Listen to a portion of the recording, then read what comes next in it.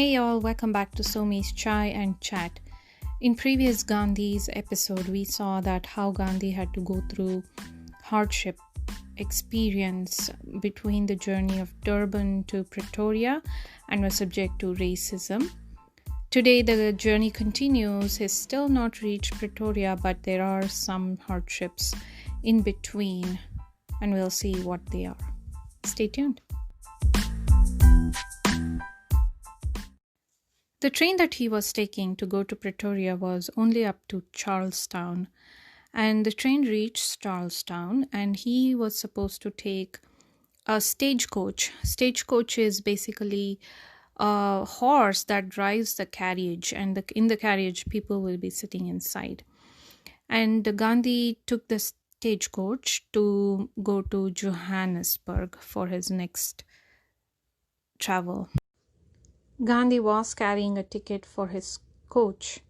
However, the agent needed a reason to cancel his ticket, and he just said, "Your ticket is cancelled," because they were aware of what happened in the previous station, that is Maritzburg. There were seatings inside the stagecoach, and I think there were outside as well. Inside, Gandhi was not allowed as he was considered as a brown person, and they labeled the brown people as coolies.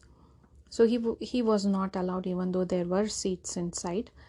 Gandhi mentions in his book that he pocketed this insult and he didn't want to raise another resistance for it and waste another day, because he was also going to go for Saint Abdullah's case that was due there. So therefore, Gandhi sits outside, I think next to the person who was driving the stagecoach.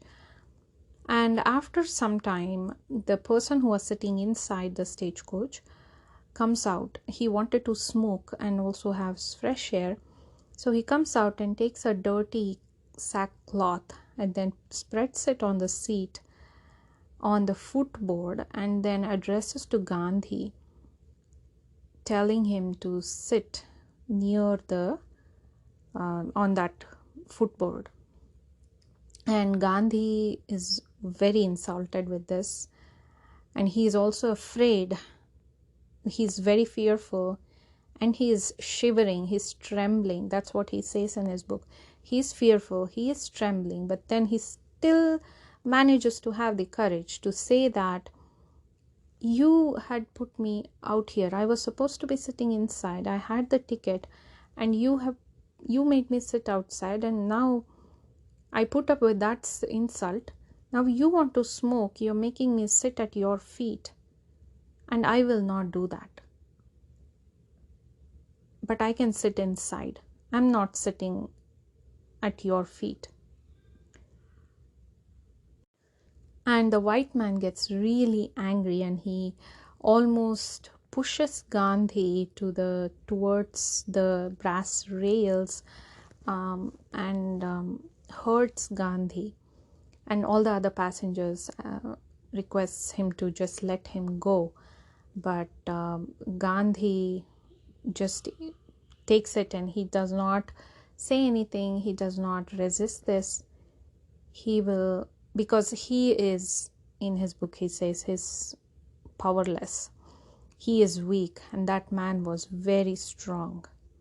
So he goes through this hardship. The white man keeps swearing at him, and Gandhi does not say a word. And finally, the man calms down, and they make accommodation. There will be another coolie or I think black person who made him sit at his foot, and Gandhi also sits somewhere in the other side, but he doesn't get the inside seat which he bought the ticket for. They reach another city, Standerton, and they have to again take another coach next day, and then he stays with one of Dada Abdullah's friend here. And the next day he gets a good coach and then good seating, and he finally safely reaches Johannesburg. But during the period, he was very afraid. He was wondering that he would never reach Johannesburg. He might even die on the way somewhere. Finally, Gandhi goes to this another hotel because he want to stay in a good place that night.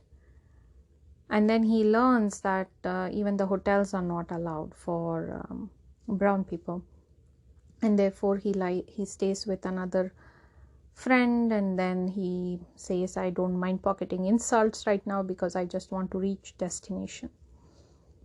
And he gets input saying, this country, it's not for people like you. You have to go through this. We all go through this hardship, and you have to get your job done. That is more important. And those are the advice that he gets. And they also say you have to travel third class. First and second class tickets are never issued to Indians, but even if they're issued, you have to make compromises. But Gandhi refuses. He says, I wish to go first class. If I cannot go first class, I shall prefer to take a cab to Pretoria, a matter of only 37 miles. And they connect with the station master, saying that Gandhi is a barrister and he has always traveled first class, so he does not want to travel second or third class. And Gandhi also writes a note and then goes in person to the station, and he talks in this flawless English, and just to prove a point that he is not a coolie and he has to be accommodated in first class. Seeing him and realizing that he was a person who had sent a note, they book his first class ticket, and finally he gets to travel to Pretoria with the first class ticket.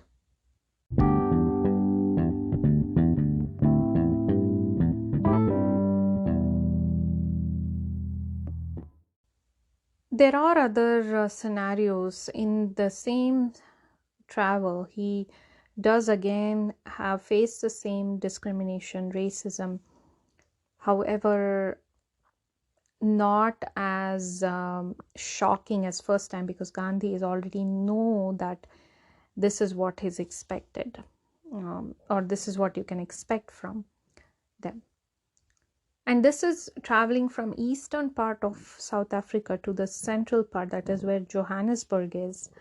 And the more you go towards Johannesburg, the more racism he sees there. For my listeners, I would like to ask you to reflect on any of the scenarios you have come across or seen, not experienced in person as such, but you have noticed racism or discrimination in any levels, and you had an urge either to change or to speak up, and what stopped you from speaking up. We will see more about Gandhi in next upcoming episodes. Take care. Bye-bye.